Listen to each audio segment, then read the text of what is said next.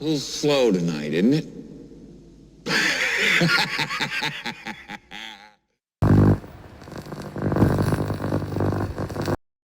Engage your warp drives and prepare for another GRC After Hours episode, where today we are setting a course for the final frontier with a Star Trek-themed exploration of governance, risk, and compliance, GRC.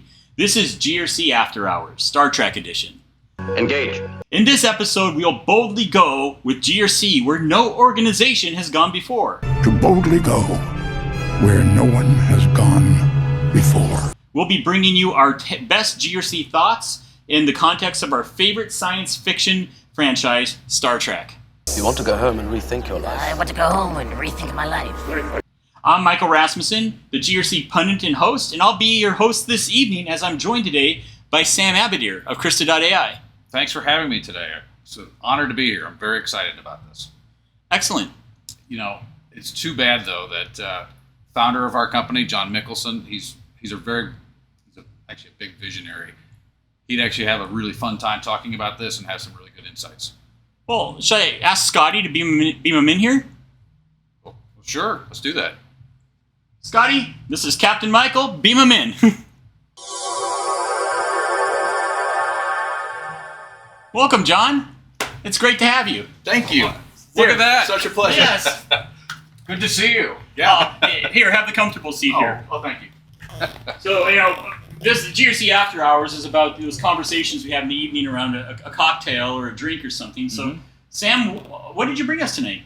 You know, I'm a big fan of Scotch, and I brought something. And Scotty is too, you know that. Of course. Of course. I brought something from the island of Illa, one of my favorite places where Scotch is made, and there's all sorts of regions. This one's called Illa. It's a little island, and that whole island is just about taking risk. All they do is grow barley and make whiskey, right? And this is from Kiholman. Excellent. So, well, there's 3 glasses on the top shelf right behind you. If you want to pour us each one, I mean, I like mine neat. I didn't bring any ice cubes, so hopefully you guys like neat too. Neat works. Neat works. Romulan ale should be illegal. It is. Well, Sam pours us a drink. John, tell us a little bit about yourself and your background in Krista.ai, and then Sam and I will have a little discussion on his background. Sure. Thanks, Michael. People would call me a serial entrepreneur. Really, all that means is I don't have a resume. I look for ways that I can apply a different approach to a classic old problem. If I can make it feasible, then we'll build it and we'll get it done. And this is this particular project, probably the way to really kind of bring everything that I've done in my career together. I did my first natural language AI project in delivery commercially in 1992. So this is a long journey for me. And this Star Trek analogy is so apropos because I actually entered software with that whole notion of that's the model for how we're supposed to work with technology, right? It's supposed to embrace the way that we work, not us be slaves to it. And so this is really all about that. Excellent. And so with that, you've formed Krista.ai. That's right. And what does Krista.ai do for the broad world, but specifically in a GRC context? Yeah. So what's your elevator pitch? So the other elevator pitch is technology is changing too quickly for humans to keep up with it. That the example is when the GRC problem was 10 pounds, a human could lift it. It's now 1,000 pounds. We need a machine to lift it. So how do we get that transition from human labor to machine labor and machine speed? I have an ultimate storage capacity of 800 quadrillion bits.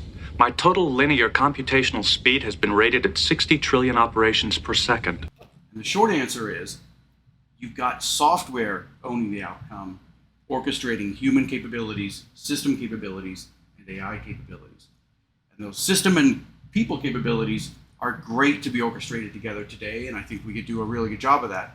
And we can transform it when we apply AI. And we almost have to take that order.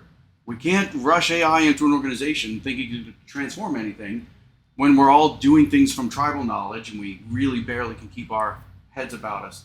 So get the machine to own the outcome. It uses people as needed instead of what is currently the case, which is we overwhelm people with technology. We give them the problem. You solve the business problem, and here's tools and tools and tools to use as to help you. Instead, we give software the problem, and we give software people to help when the software can't do it. And that's really what Krista's all about. Excellent. Sam, so tell us, you already told us what you brought. Yes, Now, yes, cheers. yes. Cheers. There you go. But yes, thank you for having us and hosting us today. Yes, this is probably the most fun I've had. I've never been beamed into a podcast before. There you go. First. So, Sam, you and I have known each other for 11 years now, it seems like. Yeah, it's been that long. Tell our audience a little bit about yourself and your GRC journey. Sure. I came to a GRC company 11 years ago called Lockpath. Prior to that, I was working, for the most part, as a Big Four consultant. And I worked doing large systems transformations and was leading a lot of the projects, which had a lot of risk to it. So I had to work with auditors, things like that. And I tell you what, it wasn't fun the first time I had to do that. I learned an awful lot that time. When I found there was a GRC company in Kansas City where I live, I wanted to work there, and I was one of the early employees at a SaaS-based GRC company where we were the first ones. We did all sorts of things. We really made GRC easier. Didn't say we made it easy. We made it easier, right? The hats I wore, product solutions, but also customer advisory board.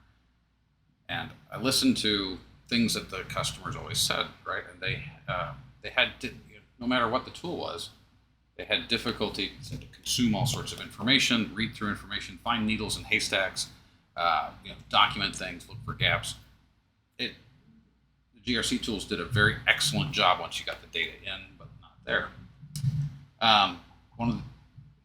Through some various introductions, I got introduced to John, and John was interested in what risk was and what risk could do and things like that. And he was explaining to me what Krista can do and his capabilities, and very quickly went over the concept of document understanding and answering questions and things like that. And I was like, oh, this is great. And this was right, like maybe a week after ChatGPT exploded on the scene.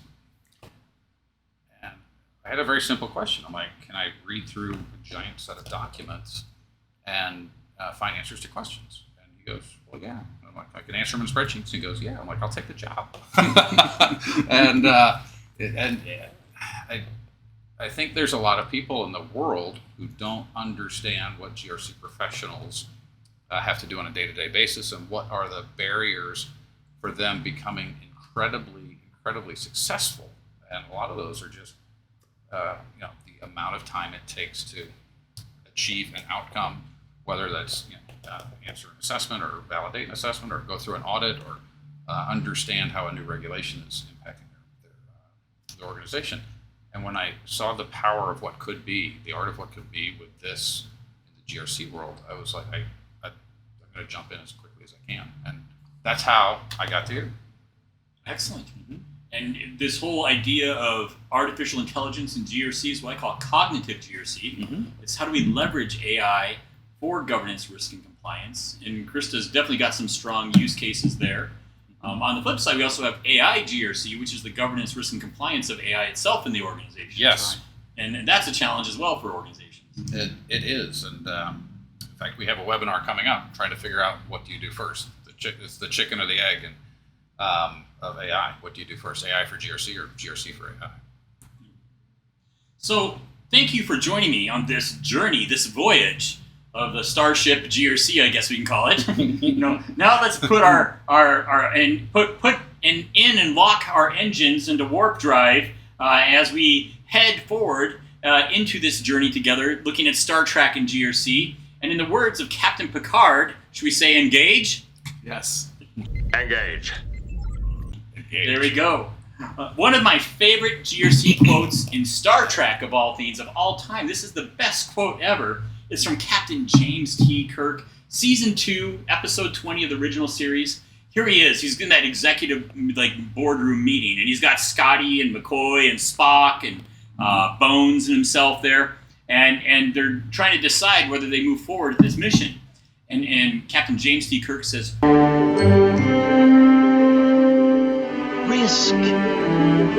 Risk is our business.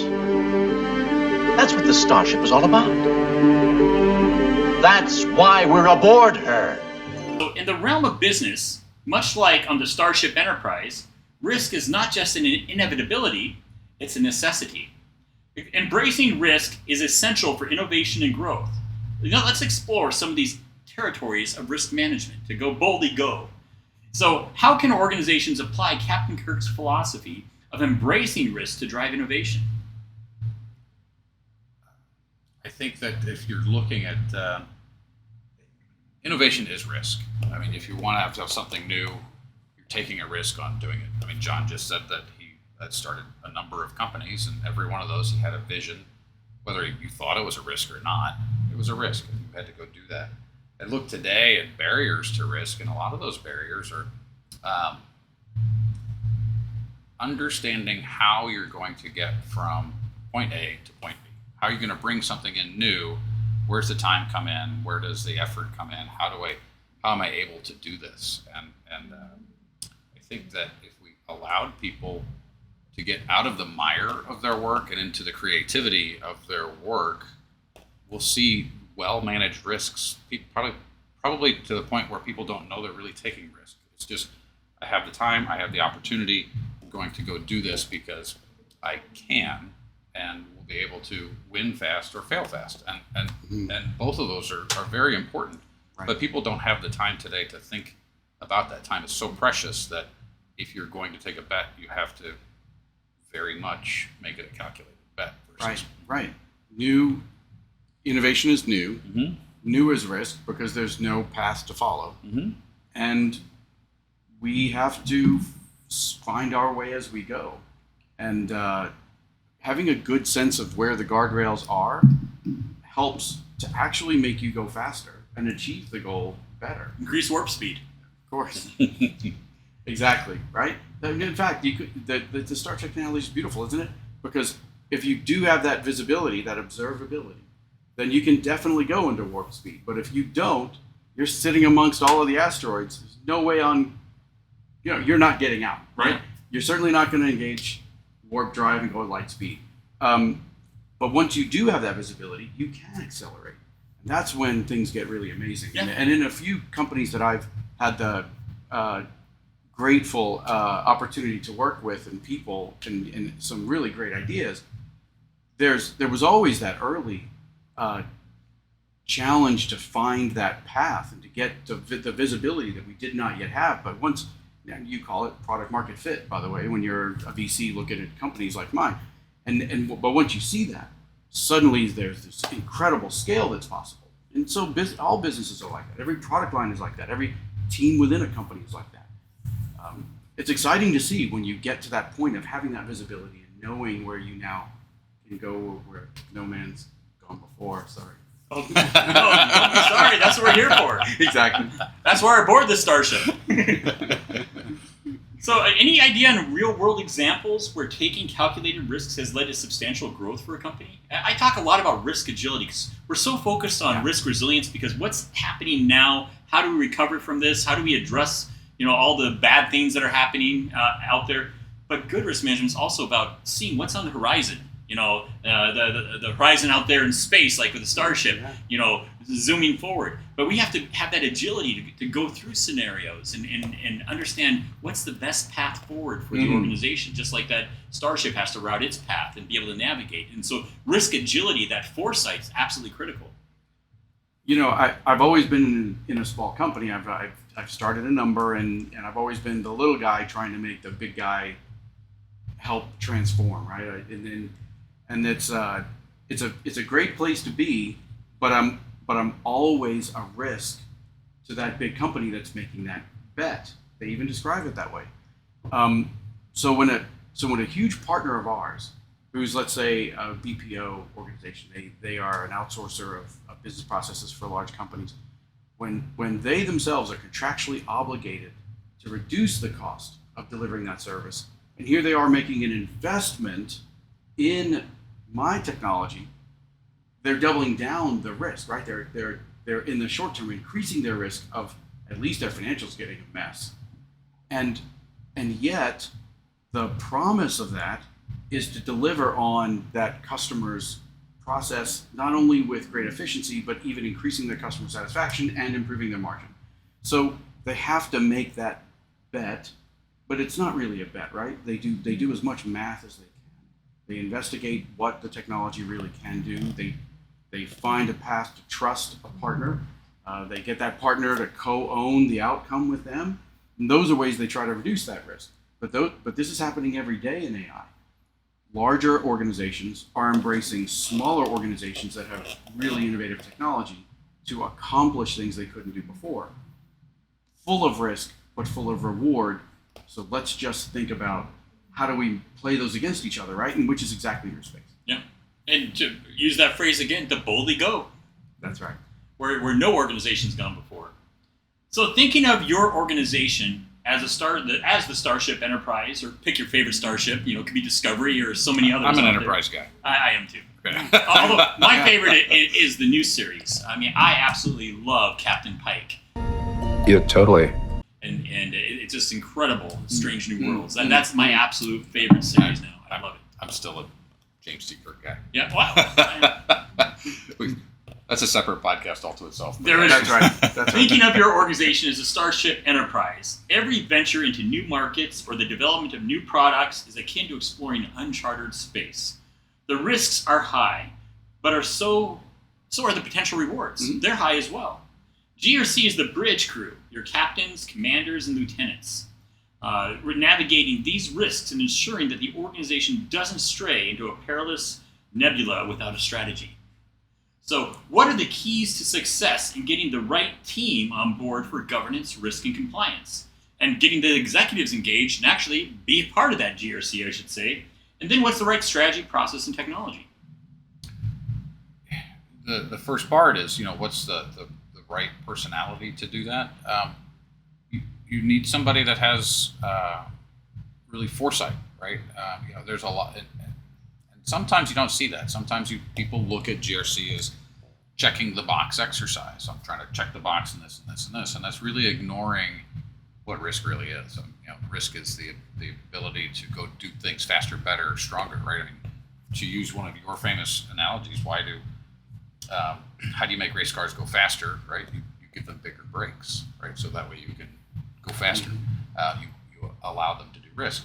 If you find people that are attuned to detail and being able to gather and glean information from all sorts of different sources from the organization, correlate that together and use that for business decisions, and understand the business decisions they need to make and the business decisions that they don't know that they need to make, right? That's the personality and the types of tool set that they need.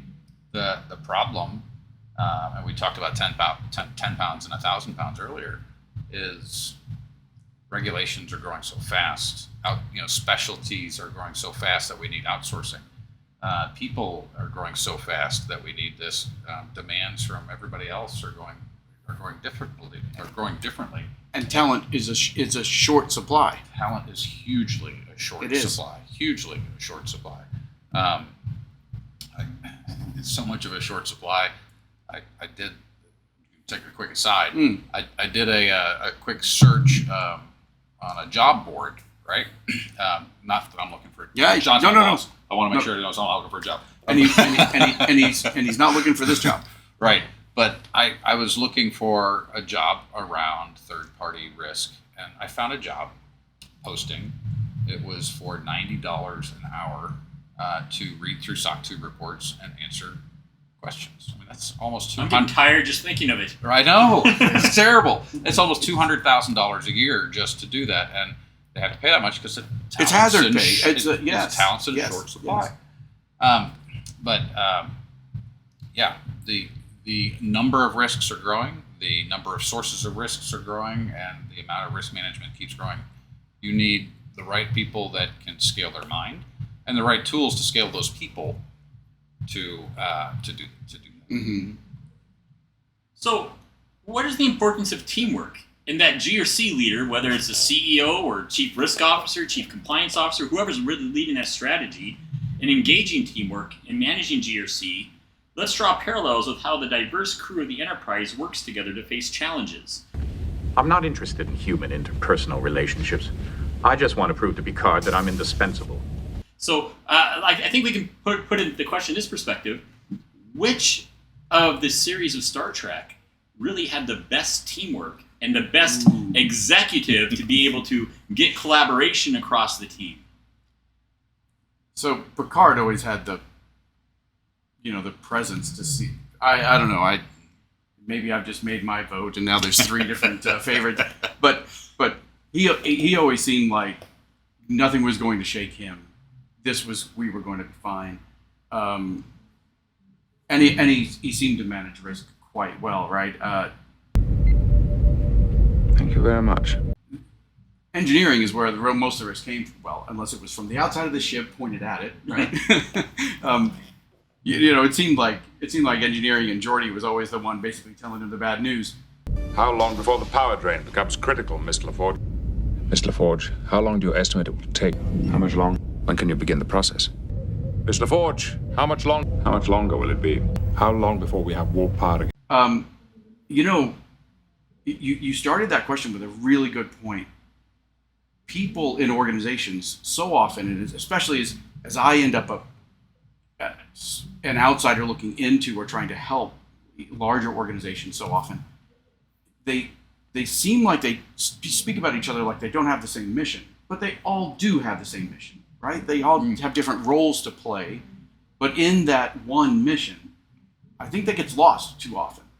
And a lot of it is because there is so much of a siloed nature, often due to systems, Yes. and due to difficult processes.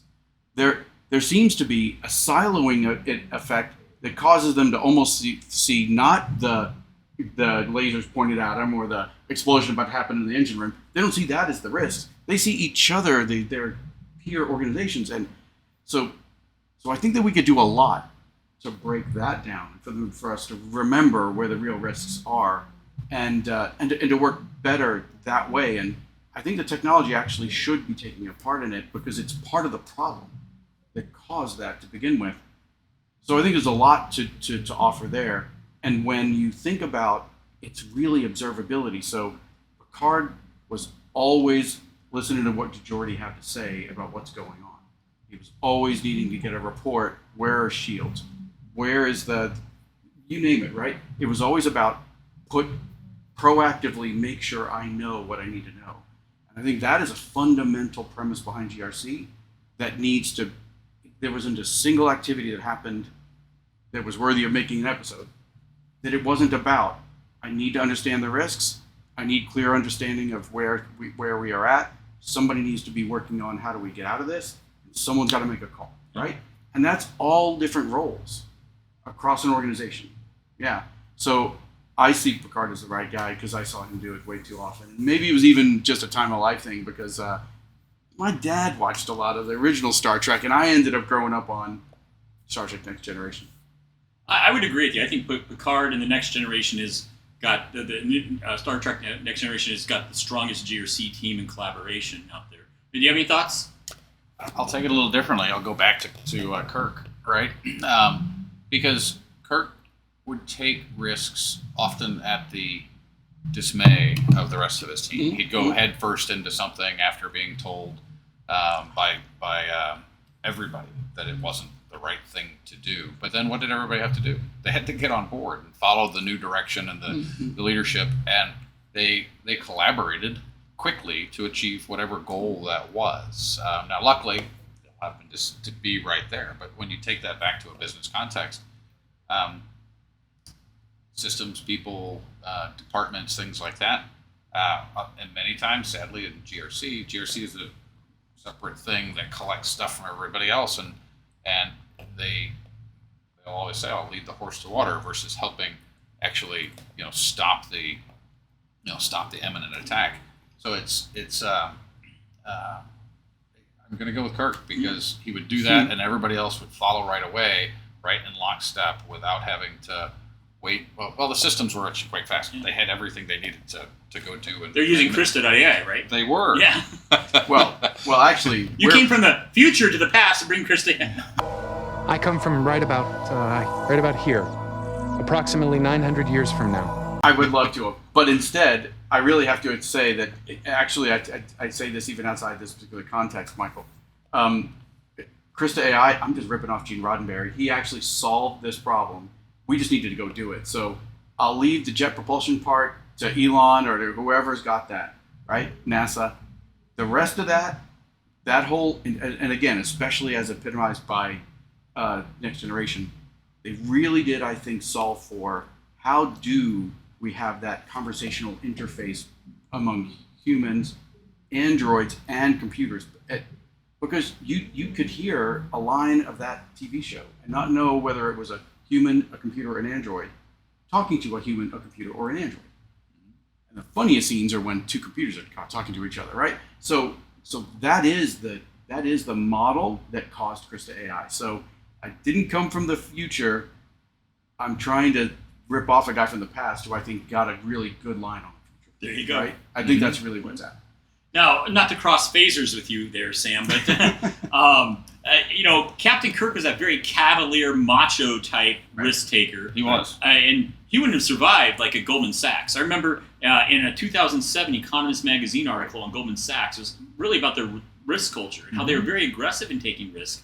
But risk had to be a collaborative effort. If you're taking a risk, you had to get the team around on board. Is this the right risk to take? And that's how Goldman Sachs really grew and made so much money and took so much risk and leveraged to its advantage was because of that collaborative team effort. And I think that comes out with Picard and his team the most, how it was much more of a collaboration. So if I were to make a comment about that, right? I mean, basically... Set your phaser and stun, not kill. Basically, Kirk had Krista, right? I mean, Kirk had the... And I'll say that Kirk was actually aligned with Goldman Sachs, right? Goldman Sachs had to do yesterday's approach for getting everybody on board, right? I mean, they knew the limitations of their systems. They knew the limitations of the communications between departments and things like that. So they had everybody get together. They explained things. They made sure everybody was on the same page. They told people of updates and things like that. Where Kirk had all the ability to break down the barriers through the technology that he had built into his ship, right? So I think that if Goldman Sachs were to take the technology found in Star Trek, they would be able to achieve the same goals with the same intent, but maybe in a slightly faster, better, simpler way, and really they would have to have the same people, right, with the same mindsets to move forward. But the technology would understand the people and what they wanted to do, and they wanted to go faster. So we've already started exploring the next question I had here. How can fostering a collaborative culture in an organization enhance its ability to manage risks and comply with regulations? Yeah, well, I can start. Sam, you'll have a great point of view. I see that as the path to speed, and it increases trust, right? Because that more collaborative culture means we recognize the enemy is not within, the enemy is outside, and in fact, innovation is going to be new things. We all have to embrace the fact that we're not all going to have all the answers. But we're certainly going to think about them first, right? I think that's the point that we're making. Is too cavalier is not. We wouldn't call that innovation. We would call that chaos or scatterbrained or something. But to have enough of a, the whole organization has our back. We're going this way, and we understand why, and we know that there are risks. There's things that's a company that can accomplish anything, right? That is because that organization knows that when the inevitable, what we didn't expect to happen happens, we're all at the ready to do our part to do something about it. With that culture is and this is why that old phrase, culture eats strategy for lunch. It does, right? Because that is the resilience that really, really backs a great company. And when I've gotten to work with teams like the one we have right now, where I sometimes can't believe what our people have accomplished in an even really short amount of time. It's a humbling thing to kind of see where you have a concept and then people take it places you didn't even think about. That's that culture of I'm going to press against where we don't know and go find things, which of course is the entire charter for the whole mission of Star Trek to begin with. Yeah. So let's get into the area that we've already started talking about, but is the heartbeat of Krista.ai, artificial intelligence. Right. Cognitive GRC, AI GRC. Just as the crew members ask the computer complex questions to aid their decision making, modern artificial intelligence, like what you see in Krista.ai, can process vast amounts of data to provide insights and foresight in real time. This technology allows companies to react more swiftly to emerging risks and compliance requirements. Much like how the Enterprise's computer would calculate probabilities and suggest tactics during space battles, imagine GRC, integrated AI, Krista.ai, as your own ship's computer, always ready to analyze, predict, and advise on the risk landscape or do the busy work that takes so long, like searching for information, identifying gaps in documentation, and documenting issues. This tool, AI, doesn't just support decision-making, it propels us forward. It enables us and equips us. It equips the organization to boldly go where no organization has gone before, into a future where risk management is proactive, not reactive. Proactive and not reactive, but also that reactive, time-consuming stuff, it saves a lot. I remember talking to a mid-sized bank on an RFP, and you interacted on that RFP too, Sam. Oh, yeah. But they found that 80% of their staff time in risk, compliance, and audit was actually spent managing documents, spreadsheets, and emails, and not managing risk. Okay, every word of that is bad news. That's painful, isn't it? Yeah. Yeah. I was told one of my earliest projects at Krista AI was with a CFO of a large bank who said, basically set me up, which was great because he was mentoring. So how do you describe digital transformation? And I went through a classic technology guy's version of that. And he said, I have a simpler version. Right now, 4 of every 5 hours my people spend is dealing with minutia. And only 1 hour of every 5 is in what can I create for my customers? How can I make this organization better? What new products or services can I offer? I need that to be flipped. I need 1 hour dealing with the minutia of the activities of recording the activities of our business and the 4 hours spent on what can I do for customers? What new products can I create? How do I collaborate better? That was his version of digital transformation, and that is exactly right? And I've dropped my techie version. That's the right notion. And what AI should be, the mission for us to leverage AI is to accomplish that. So there's many out there that are scared of AI and see AI as the doom of mankind. Right. Is AI good or evil? Should it be feared in what it can do, like HAL in 2001: A Space Odyssey? Right. Or is it something that provides value, like what we see in Star Trek? I'm going to say it can be both, of course, right? But ideally, you're going to find people who want to use it to succeed in the mission that they want. And hopefully that mission's a good mission. A lot of your things that you talk about, a lot of what OSEC talks about is starting off with ethics. So if you have good ethics and you're going to be in your own company, I was actually just reading a SOC 2 report this morning. The very first section is, what's the... That's what you do when you wake up in the morning, you read SOC 2 reports? I was going to ask the same question, Michael. I wasn't going to put it on camera, but I am interested. I actually had to read a SOC 2 report. I was looking for something very specific. But I'm sure he was working on behalf of us and doing some good work. So thanks. No, I was reading that, and of course the very first part is is there ethics delivered from the board?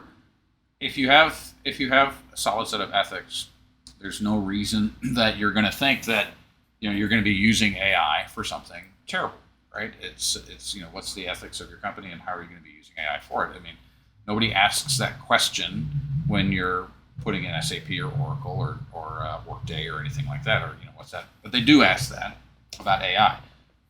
AI is another business tool that's helping us accomplish those goals. And within the GRC space, and I'm really glad and proud of what the approach that Krista takes, because when we're talking about the minutia, the way the world looked at it at GRC and anything yesterday was, you'd have somebody come up and say, you need to buy my tool because instead of taking you this long to do something, it's going to take you this long to do something. We'll be able to save you 10% of your time.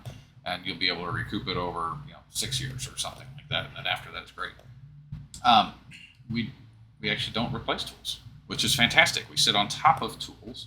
And to be quite specific, Krista is not a GRC company. We are an AI company, and we're a process automation orchestration company. We help orchestrate those outcomes. And within the GRC space, I can literally take the 4 hours of minutia to one and really create it to like 10 minutes of minutia and 3 hours and 50 minutes of work.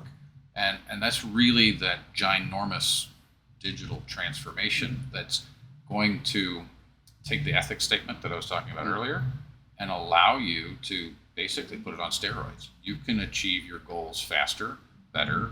You can achieve more goals, take more risk to get to the places you want to go, and do that because you're really focusing on the outcomes versus focusing on the minutia.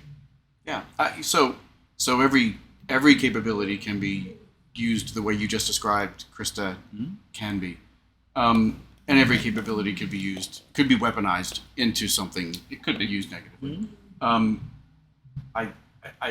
I think that the fear can't stop us from exploring the tremendous positives, partly of which Sam just described, because frankly, our not investigating the positives of AI aren't going to stop bad actors from exploiting the weaponization of that very thing, right? It's not like if we say let's be careful with this AI thing and not use it, that it's not going to be used on us, right?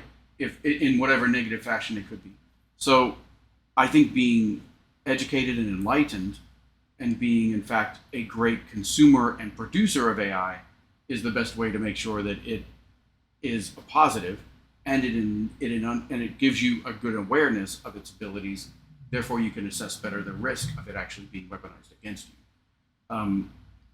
Being naive about those things, I think, is the worst. This is not a provocative statement. Lack of education is going to make you more vulnerable, right? So being a good consumer of AI is actually a positive, even to understand the threat of what could AI be used for bad. If we stick with the good, though, right? I mean, there's another barrier to that. There's another barrier from yesterday to that, right? Because a year and a half ago, the day before ChatGPT exploded on the screen, the use of AI was really limited to very small groups of people, right? People that had Python skills or deep math skills or understood statistics very deeply and understood how to use this. And there's literally thousands of AI models out there. I can go to Model Zoo or Kaggle or something like that and download anything. I can create my own. My son creates them in college. I wasn't doing that in college, but my son's creating them in college now and things like that. So there's tons of them out there. I remember 20 years ago while working in SAP having to limit the capabilities of people in the organization for creating reports, because if you create a report the wrong way, you're going to get bad information, or it's going to be a report that creates too long. You think you're doing it right, but you're not doing it right. Where I'm going with all this is now that AI, and especially the AI that we use, helps you pick the right AI to use. So we're actually democratizing this and bringing it to the masses, so that it's not just a special department off to the side that's running a special project that nobody really understands. I don't have to understand it anymore. I mean, today I've implemented enough ERP systems and things like that. I understand how Workday works. I understand how SAP works. I don't have to understand, I'm implementing AI, so I have to understand how AI works. But the people who are using it don't have to understand it. They just have to know how to log into it, just like logging into SAP. The most elementary and valuable statement in science, the beginning of wisdom, is, I do not know. I do not know what that is, sir. Just like logging into those other systems. And we're even making it so they don't have to log into those systems. Just do your work and know what you want to do, know the outcome you want to achieve, and it gets to happen. And all that is really for the good of the organization, for the good the human spirit and the good for the company. So, building on this, how can we take AI into a Star Trek future for GRC and by being able to transform traditional risk management and compliance processes to be more proactive? We talk a lot about the reactive pieces, being able to reduce the current time we're spending on things. But how can AI help us look into the future, predict scenarios and things, and help chart the best path forward for the Starship organization? Yeah. So it's funny because Krista AI, as was mentioned, was not created to be a GRC company per se, but I came to this notion that in order for my vision to be achieved, a company needs to run by software and access people capabilities as needed, and not the other way around, right? That in fact, GRC needs to become the nervous system of a business. Yes. And that is the kind of the right mental model for how that should function. And so I needed to position my products and grow the capabilities of my product in order to do that, which is why I was reaching out and found Sam, and he's been an enormous education, and he and others that are now with us on what it really means to really perform this function and to deliver on the promises that we need to make. I think that's been my operating assertion for now a year and a half, is GRC needs to be seen as the nervous system. And that's not just a reactive thing, right? Half of what the nervous system does is perceive the future and take steps to adapt to that potential future. Of course, it's reactive. It's instantaneously reactive. It's not recording a history so that we can know who to punish. We need to be the active reaction. We need to be the active reaction in the same way that a body does, and we need to be able to be that sensor for where new risks and even new opportunities come, and where we then have that clear path to go warp speed.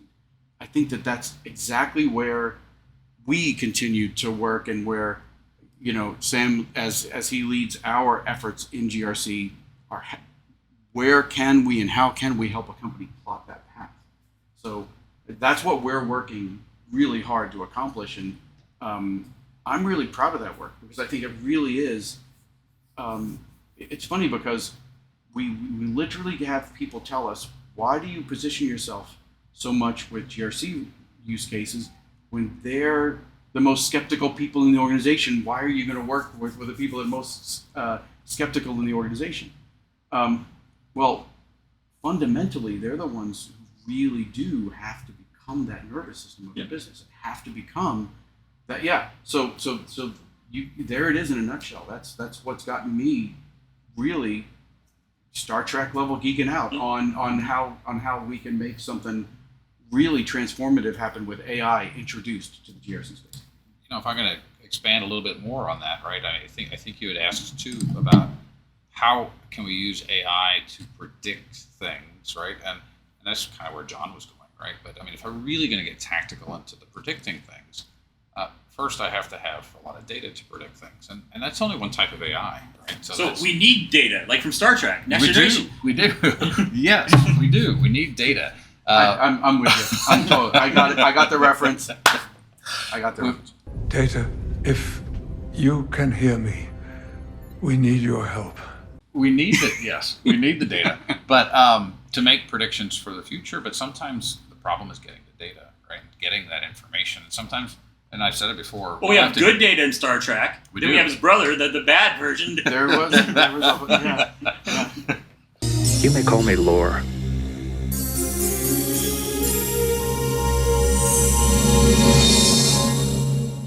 I'd forgotten that one. Yes, but sometimes there's just a lot of work to get to the data, right? And I think that's how we're going to use AI to transform the space. It's to become the nervous system, I have to be able to have the access to the right information. That's right. And that right information might be used to predict something, but the right information might be also used to research something. And if I were to put some very tactical use cases to it, like look at regulatory change. Mm-hmm. I have 42 places or 142 places I have to go look. How do I actually get that data? I mean, I could subscribe to a service, or I could manually check every day, or I could check my email for an RSS feed or something like that, or I can have AI check it, right? And then once I understand something, oh, that's really applicable to me, where does it become applicable? I can give it to somebody to go read through 94 different documents or 194 different documents, or I can have AI search everything, highlight the places where it needs to, and make an annotation for the risk manager, who can then very quickly get to the next step, right? Yeah. So it's there's a lot of different types of AI, more than just making predictions, and it's really going to transform that risk space. So, can you share an example of an AI tool? I mean, there's a setup for you guys. Or system. I sure hope I got an answer. I got an answer. Can you share an example of an AI tool or system that acts like the enterprise's computer, providing critical data and recommendations in GRC context? That's what Krista AI is. That's right. It is. It really is. It's literally our design. But I'll throw a little monkey wrench into there, right? It's not just Krista. It's Krista with your current systems. That's right. Right, and it has to be Krista with your current systems, with your current systems of record, with 10,000 spreadsheets that sit in SharePoint that nobody really wants to acknowledge actually sits there, with all the documentation that's all over the place, which again nobody really wants to admit is everywhere else. Right? It's Krista on top of all of that can do that. That's right, and that operating model of the computer. It's the computer, whether you're on the bridge, in engineering, or in your own quarters, right? It's still just the computer. It's not the 50, 70 crazy some odd apps that are sitting on everybody's desktop right now. It's just the computer. And behind the computer are thousands of systems. That's the operating model.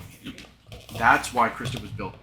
First to be an orchestrator, and then a delivery vehicle for AI.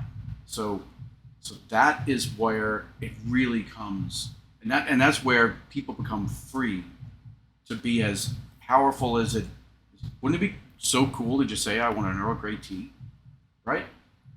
That's where it becomes closer for us to actually think that we're getting there. Yep. And I love the fact that we're getting to deliver this, and we're really making that happen. Because what Sam said is true. Every one of these systems of record that you currently have a set of capabilities. They're just a nightmare to deal with. You've got to have software dealing with that stuff, and you just deal with a communication interface. The computer is programmed through natural language, and you interact with it in natural language. And whether it's a pre-built routine, like the 20 different times that they ran the self-destruct routine on the Enterprise, or it's completely interactive, a completely ad hoc interaction, you're still, essentially, conversation is a programming language. And when I first built this company, I got serious pushback on conversation cannot be a programming language. It's been sufficient enough for all of humans' history to construct everything that has been constructed. I was just talking to somebody in London last week that goes to ChatGPT gives it prompts that writes all the Python code. You can pretty much get, as long as you know what exactly you want, you can get at least a draft version. Yeah. And that's in Python and in English, right? Yeah. Which is great. So we're at a moment in history where tech capabilities are accelerating faster than we can consume them. So we've got to get technology to consume the technology. So let's explore ethical frontiers. GRC by definition is a capability to reliably achieve objectives. That's the governance piece. Those objectives address uncertainty. That's the risk in achieving those objectives, risk management, and act with integrity, that compliance and values to those objectives. And because they could be ethical objectives, financial objectives, performance objectives. In Star Trek, we had the prime objective. I'm sure many of them think the Prime Directive is a lousy idea. And to be able to explore and not disrupt like pre-war civilizations and things. There's in the prime objectives. There's a lot of ethics built into those objectives. How do the ethics of Starfleet align with modern corporate ethics in dealing with the integrity of the organization and compliance? I think think we're going to say the same thing again, right? Ethics. There's a number of aspects to this, right? But when ethics itself, right? You have ethics that influence your goals, and that, of course, then your policies and procedures and your operations. But we're out there to achieve a goal and we're out there to basically achieve a goal. How do we do that? How do we do that faster? How do we do that better? Assuming that your mission is a good mission, why wouldn't you want to spread the mission more, right? And, companies are, even nonprofits, they're out there to make money, to help people, to do things like that. We need to be able to do that faster. We need to be able to do that safer. We need to do that with more consistency, so we don't have things that sneak up on us. There are no options. The Prime Directive is not a matter of degrees. It is an absolute. So AI is perfect for AI, and orchestration is perfect for that. I mean, orchestration's been around for a long time. I can write a flowchart and just tell my team to go follow the flowchart. But now we can automate some of that, and then there's AI that can automate a lot of that even faster. It just helps us achieve our goals faster. So, in what ways can companies ensure that they remain on the right side of ethical boundaries while exploring new technologies and markets? And from the AI perspective, I'm a fan. I'm not sure if you guys are, of the OECD AI principles. Oh yeah. Mm-hmm. What I'll say to that is, if you were a good company yesterday, you're probably going to be a good company tomorrow. That's right? a good way to say. Right? And so go ahead and put that in there, right? But AI does have the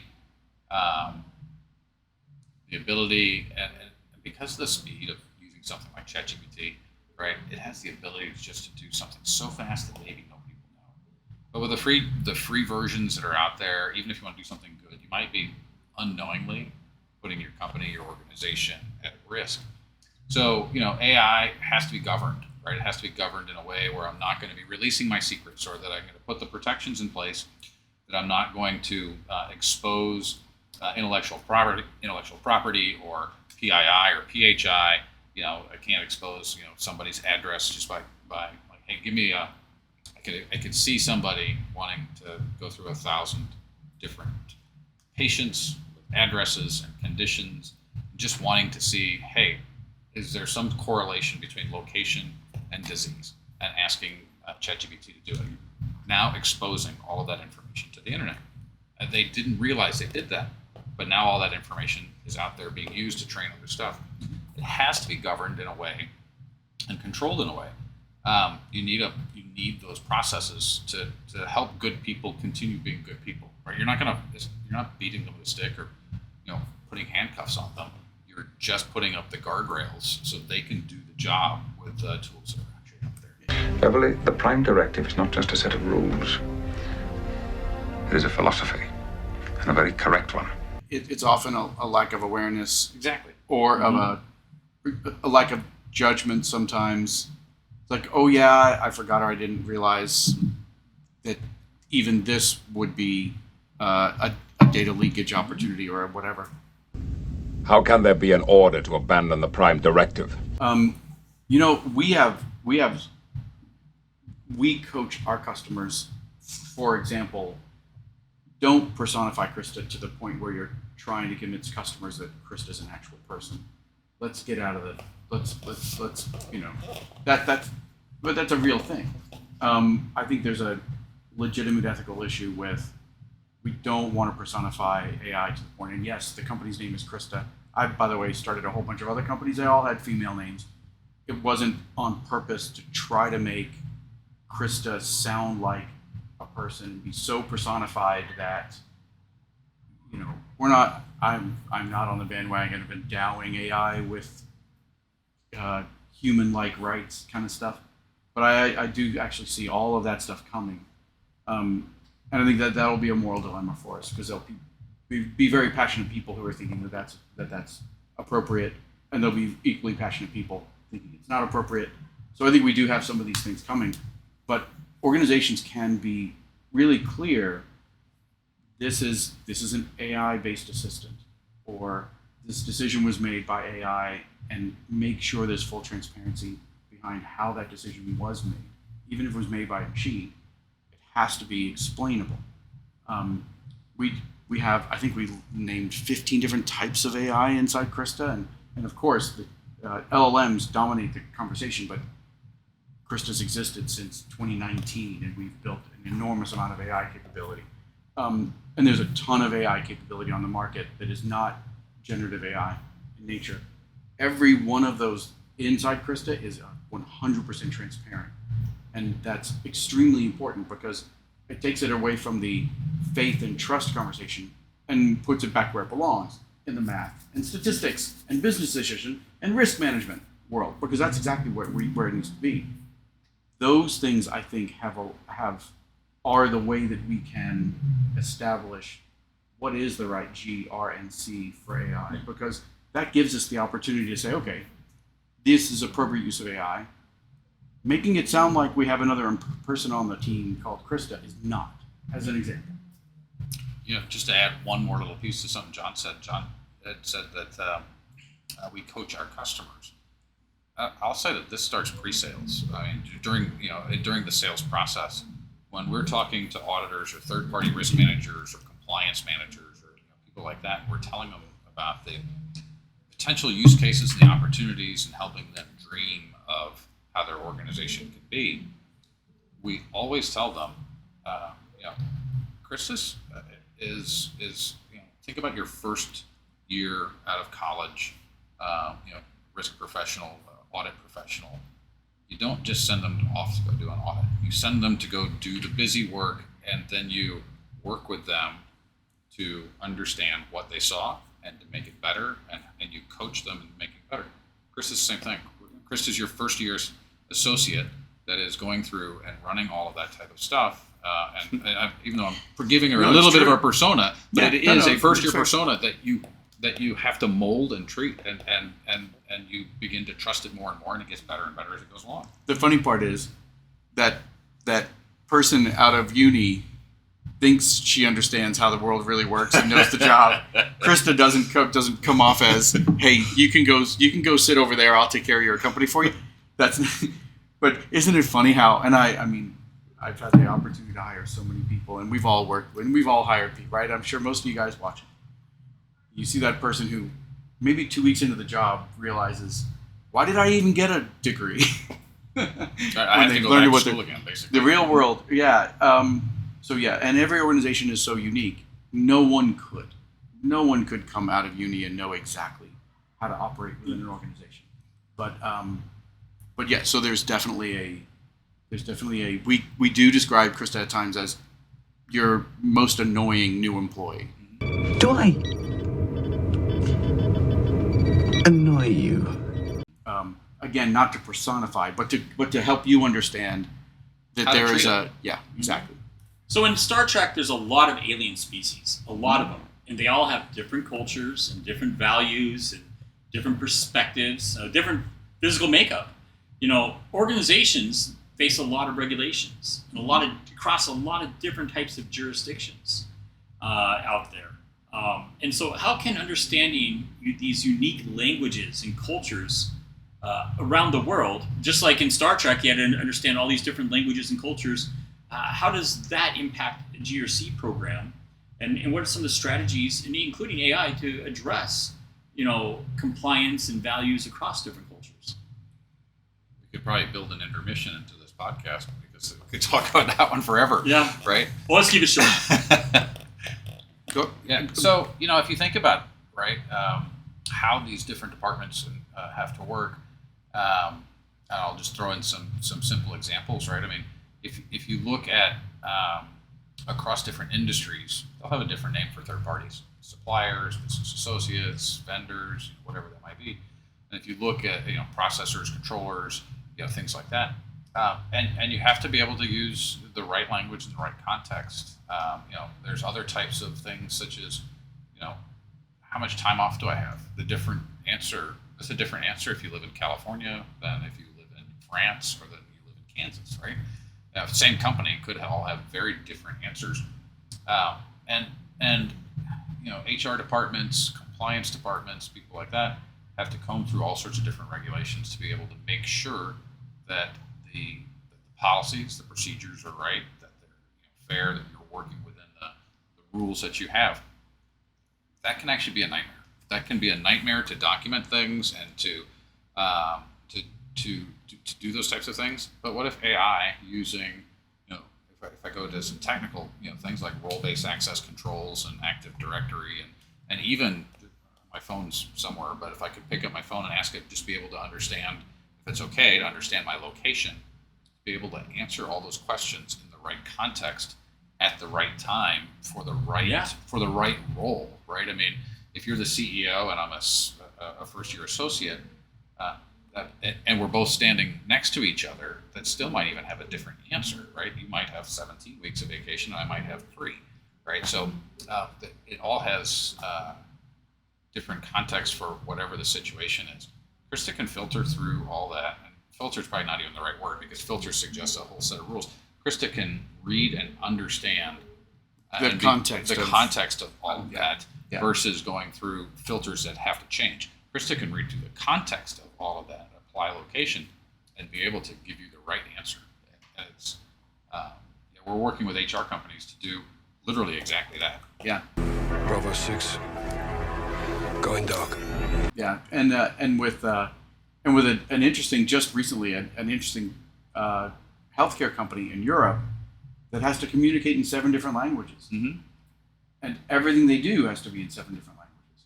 So they need Krista allowing those members to be talking to their agent by typing in their native language, translating automatically for the representative of the company, going back and forth. And this is inbound documentation, invoices in, invoices out, all of that stuff.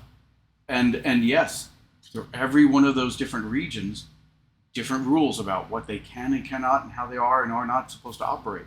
So the systems of record are supposed to do most of that work. But this again becomes one of those things where the orchestration is the most important piece. Because if we make people the integration strategy for all of those system capabilities, we sign people up for an inhuman amount of work. Yeah. If we sign up software capabilities that are driven by AI to do that, we get a whole lot further along. Of course, there's times of crisis in Star Trek. Red alert. That's part of every episode. Whether it's a civilization collapsing, an issue with the starship itself, or facing a hostile species like the Klingons or Romulans. Crisis management is critical in every episode and is necessary also for organizations. What lessons can leaders learn from Star Trek when it comes to managing crisis in a business environment? I think that we're actually seeing a lot of that now, right? I mean, I'm going to take a step backwards. I think the answer to that is to be prepared, to have a plan, right? Be a Boy Scout. It is, yeah. I'm an Eagle Scout, and I pride myself on being prepared, right? I try to be. But being prepared often takes practice, right? Often takes a lot of forethought. And today, I find very few companies that spend the time in resilience type, we were talking about resilience at lunch, right? But in resilience type operations of how do you plan for what happens when it's bad, right? Are you doing the right resilience type of activities of creating the plans for when things go down and when you are, practicing them or doing tabletop exercises, things like that? How are you preparing for that resilience? Then when it actually happens, we are finding more and more that the clock is starting, right? I mean, I thought that HIPAA was aggressive in 1990s, right? Late 90s, 96, I think. 96 is when it was passed. Yeah, when they said that you had to, breach notifications have to be done in 60 days. But now I look at New York financial system, the NYCR 500, it's 72 hours. If I look at GDPR, it's 72 hours. If I look at the new SEC cyber rule, it is 4 business days, right? Nobody's going to give us 60 days anymore to get all our ducks in a row and do the investigation and things like that. And now with more systems, more people, more locations, more third parties, if something happens and you have to react to it, you have not only to correct what's going on and get the ship righted, but you also have to create all this documentation and sort through it and figure out what went on and present that to authorities within a very, very short time frame. And you're the CEO of GRC 2020. You're the CEO, or you're the founder of Krista, right? Michael's now our CEO. But would you, if you ever saw something that had to be reported to the feds, would you let that happen and let somebody else just report it without you seeing it and giving an understanding? No, it has to go up through the highest ranks and likely be signed off on, and all that takes more time. Everything I've just talked about takes time, and I need to process through all of that so fast so I can give the most time to the people who are doing the analysis and the people who are managing the risk of the organization. So. And I pictured Jordy in the engineering room with the thing is melting down, and he's yelling at the computer, and the computer is talking back to him much more calmly than he is. And it just reminds me that you have to have the ability to access the human and system capabilities instantly and be able to call on them to get things to happen. Because in that time of crisis, you have most likely you have the capabilities you need to bring together to solve that problem. You just have to be capable of doing so. And right now, with that whole notion of siloed teams and systems that are hard to deal with, and inability to access information instantly, you don't get that. But that's not what Jordy had, right? Jordy got an answer to every single question. Jordy was able to carry out everything that he wanted to because he was able to say just computer. He wasn't trying to figure out where in the organization someone has a login to the thing he was trying. Nothing like that, right? I think that gives us the awareness of it was a foregone conclusion in that show. This is what it would take. I think we get to that, and I think we're much more equipped to be able to handle it. Yeah. If I were to take a comment you made back to Star Trek, that's something we never saw in Star Trek, right? You never saw Kirk pull up his communicator and scroll through the app for the Shields. Where's the Shields app? Exactly. There's no Shields app. Exactly. Where is that, right? I can't find it. What do we call the Shields app? Right. Yeah. So we never had that.